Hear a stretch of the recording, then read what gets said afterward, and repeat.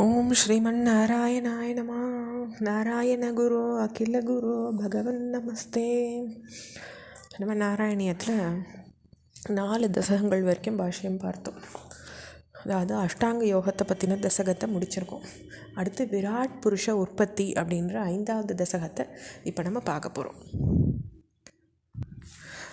व्यक्ताव्यक्तमिदं न किञ्चिदभवत् प्राक्प्राकृतप्रक्षये मायायां गुणसाम्यरुत्तविकृतौ त्वय्याद्गतायां लयं नो मृत्युश्च तथामृतं च समभून् नाह्नो न रात्रे स्थितिः तत्रैगस्त्वम् अशिष्यता किल वरानन्तप्रकाशात्मना.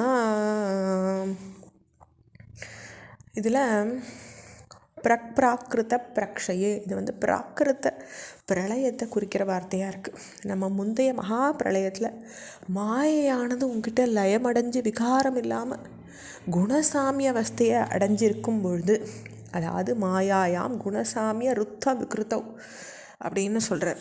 அதாவது ஒரு விகாரம் எப்படி இருக்கணும், ஒவ்வொரு மாயைக்கும் சுவாமி ஒரு உருவத்தை கொடுக்கணும். அப்படி உருவம் இல்லாத மாயை இருக்கும் பொழுது அந்த ஸ்தூல சூக்ஷ்ம ரூபமான அந்த பிரபஞ்சம் சித்த கூட இருக்கலை. ஏன்னா ஒவ்வொரு மாயைக்கும் ரூபத்தை கொடுத்து அதை ஆட்டு வைக்கிறவர் சுவாமி தான். இந்த மகாபிரளயத்துக்கு அப்புறம் மாயை இருந்ததே வழி அதுக்கு எந்தவித குணானுபவமும் இருக்கலை. அப்போது சாவற்ற நிலையோ எதுவுமே இல்லை, பகலும் இல்லை இரவும் இல்லை. அங்கே நீர் ஒருத்தர் தான் பரமானந்த பிரகாசமாக இருந்துருந்தீங்க.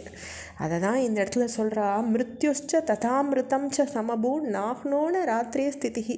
மிருத்யும் இல்லை, ராத்திரி இல்லை, ஸ்திதியான எதுவுமே இல்லை.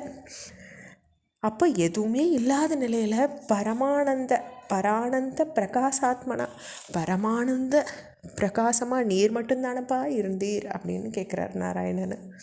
காலக்கர்ம குணாश्च जीवनिवः विश्वं च कार्यं विभो सिल्लीलारतिमेयुषी त्वयि तथा निर्लीनताम् आययुः देशां नैव वतन्त्य सत्त्वमयि भो सत्यात्मनादिष्टतां नो चेत् किं गगनप्रसूनसदृशां भूयो भवेत् सम्भवः.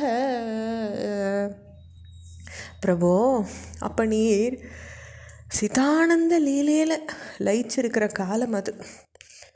அப்போ அந்த காலத்தில் கர்மம், குணங்கள், ஜீவ சமூகம், காரிய பிரபஞ்சம் எல்லாமே லயத்தை அடைஞ்சிருந்தது.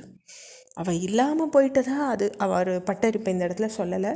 அவை மாற்றம் இல்லாமல் அப்படியே இருந்தது, சக்தி வடிவாக அவைகள் இருந்தது. அப்படி இல்லாட்டாக்கா ஆகாச புஷ்பம் போல் அவை எப்போ மீண்டும் உண்டாக முடியும்? அதனால் அவை மாற்றம் இல்லாமல் அது இருந்துகிட்டே இருந்ததுப்பா அப்படின்னு சொல்கிறார். அடுத்த ஸ்லோகம்.